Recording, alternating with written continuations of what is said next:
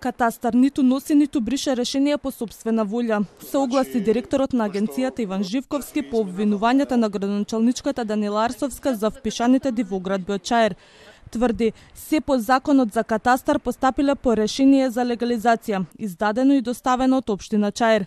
Катастарот, согласно законските надлежности, проверува дали документот е издаден од надлежен орган, дали е правосилен и потпишан од овластено лице и врз основа на тоа врши упис или доколку условите не се исполнети, го одбива барањето со соодветна потврда, објаснува Живковски и топката е префрла во општина Чаир.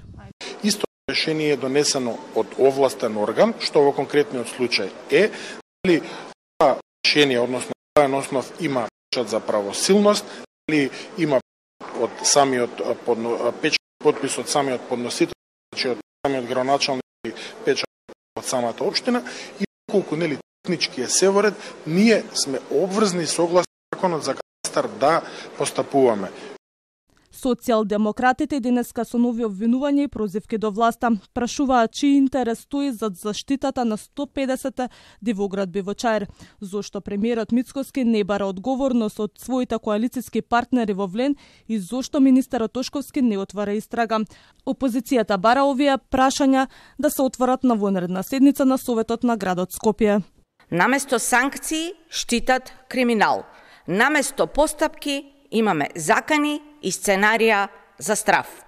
Како советничка група во Советот на град Скопје веќе втор ден бараме вонредна седница на Советот на град Скопје. Советот има обврска за вака важно прашање да дискутира, да видиме дали и во други општини под власт на ВМРО ДПМН, Влен и Знам има вакви криминални дивоградби.